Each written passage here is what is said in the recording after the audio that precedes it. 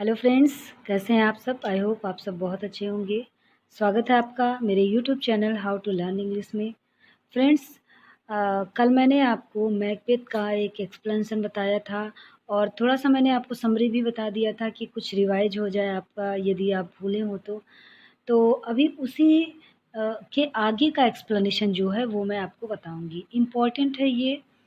और जैसे मैंने कल भी बताया था आपको कि जब आप कोई भी ड्रामा पढ़ते हैं तो उस ड्रामा को आप समझ तो जाते हैं, लेकिन जब उसका पैसेज आता है एग्ज़ाम में तो इंग्लिश ना पढ़ा होने के कारण थोड़ा सा डिफ़िकल्ट हो जाता है उसको समझना, उसको करना। इसलिए मैंने सोचा कि क्यों ना जो भी ड्रामा है उसका कुछ इम्पोर्टेंट एक्सप्लेनेशन भी मैं कराऊँ। तो आपकी रिक्वेस्ट भी थी तो मैंने सोचा यही करा देती हूँ। और यदि आपने पोएट्री नहीं पढ़ा होगा तो पोएट्री आप प्लेलिस्ट में जाके देख लीजिए, आपको सारे के सारे पोएम आपको वहाँ मिल जाएंगे। तो चलिए शुरू करते हैं इसको और समझते हैं कि इसमें क्या कह रहा है, कौन क्या कह रहा है। सबसे पहले हमको ये समझना ज़रूरी होता है कि ये कह कौन रहा है। जैसे we are such thing as we do speak about और have we eaten some insane root that takes the reason prisoner। जब बैंको और मैकबेथ दोनों युद्ध के मैदान से लौट रहे होते हैं तो तीन चुड़ैलें उनको मिलती हैं और तीनों मैकबेथ के बारे में भविष्यवाणी करती हैं और बैंको के बारे में भी भविष्यवाणी करती हैं। मैकबेथ को कहती हैं कि वो थिन ऑफ कार्डर बनेगा और राजा बनेगा, और बैंकों को कहती हैं कि वह राजाओं का पिता होगा। मतलब वो तो राजा नहीं बनेगा लेकिन वो राजाओं का पिता होगा, मतलब उसके बेटे राजा बनेंगे। इतना कह करके वो डिसअपियर हो जाती है। मैकबेथ उनसे कुछ और पूछना चाहता है लेकिन वो इतनी जल्दी मतलब डिसअपियर हो जाती हैं कि मैकबेथ पूछ नहीं पाता है।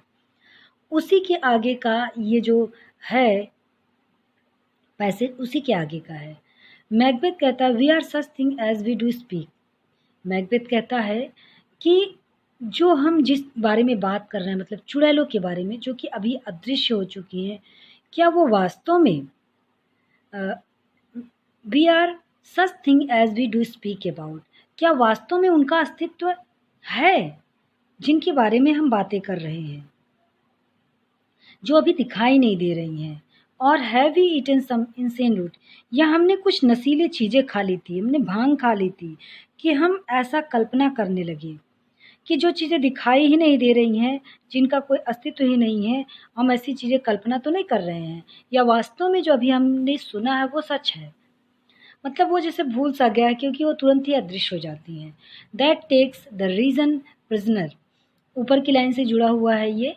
और have we eaten some insane root that take the reason prisoner, कहते हैं क्या हम जो बातें कर रहे हैं जिसके बारे में वो सच है, या फिर हमने कुछ खा लिया है ऐसा जिससे हमें नशा हो गया और हमारा जो माइंड है वो प्रिजनर की भांति हो गया है, वो कैदी हो गया है और वो मतलब काम नहीं कर पा रहा, सोच नहीं पा रहा कुछ।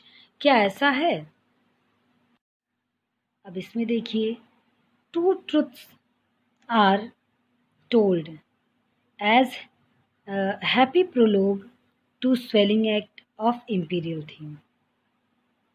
जब बैंको और मैकबेथ आते हैं तो चुड़ैलें भविष्यवाणी करती हैं कि मैकबेथ थेनाप कार्डर होगा और थेनाप ग्लेमिस होगा, जो कि दो सच हो जाती हैं। टू ट्रुथ आर टोल्ड, मतलब जो चुड़ैलें कहती हैं वो सच हो जाता है, दो भविष्यवाणी सच हो जाती है उनकी।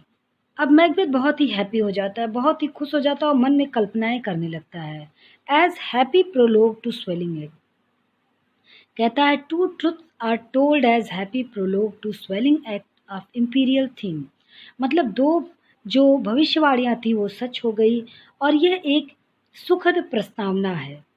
मतलब अभी जो कार्य है मेन वो तो उसके राजा बनने का है। To the swelling act of imperial theme, मतलब शाही जो उसकी एक कल्पना है, इम्पीरियल मतलब होता है शाही, और जो ये उसके माइंड में राजा बनने की कल्पना जाग चुकी है, उसका ये जो दोनों भविष्यवाणी है यह एक प्रस्तावना है। उसके मन की कल्पना जो राजा बनने की है, और ये जो दोनों भविष्यवाणियाँ सही हो जाती हैं, इससे मैकबेथ बहुत ही आशावान हो जाता है। और उनकी भविष्यवाणी का मेन जो अंश है वो तो राजा होना है, और यही जो प्रमुख बात है वो यही है। तो मैकबेथ बहुत ही हैप्पी हो जाता है इसमें। इसका मतलब यही है कि ट्रूथ आर टोल्ड, जो भविष्यवाणियाँ कही गई हैं वो सच हो गई हैं। एज हैप्पी प्रोलोग, यह एक सुखद प्रस्तावना है। प्रस्तावना मतलब जानती हैं आप, जो आगे की चीज़ें होती हैं, और जो मेन होता है to the swelling act of imperial thing, मतलब ये बढ़ करके आगे जा करके कहाँ पर ख़त्म होगी, एक शाही भूमिका, जिसका भूमिका पर जिसका नायक होगा मैकबेथ, मतलब कि वह राजा बनेगा। अब आगे देखते हैं। देखिए, present fears are less than horrible imagining. Macbeth, ये भी जो डायलॉग है ये मैकबेथ का ही है। मैकबेथ जब कल्पना करता है कि वो राजा बनेगा, और फिर उसके मन में एक भावना आती है कि वो डंकन का मर्डर करेगा, और जब डंकन के मर्डर की बात आती है तो वो अंदर तक काँप जाता है। उसी का वर्णन इन लाइन्स में वो कर रहा है। कह रहा प्रेजेंट फियर्स, मतलब जो भय है, जो प्रेजेंट है, आर लेस, वो कम है, देन हॉरिबल इमेजिनिंग, मतलब कल्पनाओं में इतना अधिक भयानकता है, कल्पनाओं में इतना अधिक क्रूरता है कि वो प्रेजेंट से कम है। नहीं, मतलब प्रेजेंट कम है और वो कल्पना ज़्यादा है। My thoughts whose murder it is but fantastical. मेरे विचार में अभी मर्डर उसने किया नहीं है, अभी सिर्फ सोच रहा है। जो मर्डर है वो सिर्फ अभी कल्पनाओं में है, ये अभी हकीकत नहीं हुआ है। Sex so my single state of man, लेकिन मेरे जो मन का राज है इसे बिल्कुल हिला दिया इसने, मतलब मर्डर की बात सुन के वो अंदर तक काँप सा गया है। दैट फंक्शन इज समल्ट इन सरमाइज, समल्ट इन सरमाइज, इसका मतलब होता है, समल्ट का मतलब होता है कवर्ड, और सरमाइज का मतलब होता है एक अनुमान लगाना। इस समर्ड इन सरमाइज मतलब यह पूरी तरीके से एक कल्पना है कि वो मर्डर करेगा या नहीं करेगा, अभी इमेजिनेशन कर रहा है। Nothing is but what is not, अभी कुछ भी नहीं है ऐसा, लेकिन यह सब सोच के ही उसका मन पूरी तरीके से काँप गया है। वो बिल्कुल डर गया है, क्योंकि वह मर्डर की बात सोच करके ही अंदर तक काँप जाता है, और कल्पना करने लगता है कि मर्डर के बाद क्या होगा। अब आगे देखते हैं।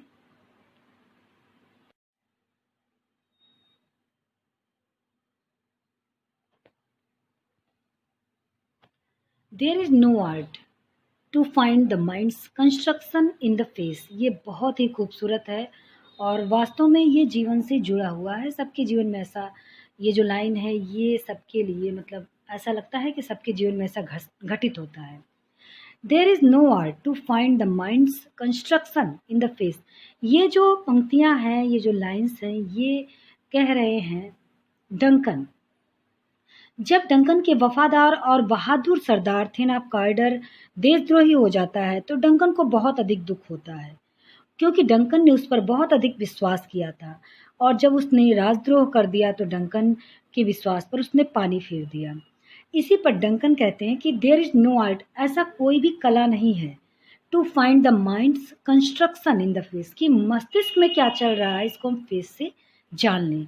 और वास्तव में उस टाइम मैकबेथ भी डंकन के साथ छल करने की सोच रहा था। He was a gentleman on whom I built। Duncan कहते हैं कि वह एक बहुत ही भला आदमी था, विश्वसनीय था, जिस पे मैंने विश्वास किया था, एंड एब्सोल्यूट ट्रस्ट, और पूर्ण विश्वास मैंने किया था, लेकिन उसने धोखा दे दिया। तो इसी पर वो कहते हैं कि ऐसा कोई भी कोई भी कला नहीं है जिससे हम किसी के मस्तिष्क की बात को उसके फेस से जान सकें। तो फ्रेंड्स, मैंने आपको 4 आज बताया है, आगे भी मैं ऐसे बताती रहूँगी, और भी क्लासेस के कोर्स चलते रहेंगे। बहुत अधिक टाइम ना होने की वजह से मैं ज़्यादा वीडियोज़ नहीं बना पाती हूँ, इसके लिए माफ़ी चाहती हूँ। और आप बीए सेकेंड ईयर के जो भी स्टूडेंट्स हैं वो अपने कोर्स को इस चैनल के माध्यम से कंप्लीट कर सकते हैं। आप प्लेलिस्ट में जा कर के पोइट्री देख सकते हैं, और जितने भी ड्रामा हैं वो भी आपको मिल जाएंगे, उसे भी पढ़ लीजिए। और इसी तरीके से मैं ड्रामा का भी एक्सप्लेनेशन बताती रहूँगी और आपको डेली समझाती रहूँगी। तो thank you for watching this video.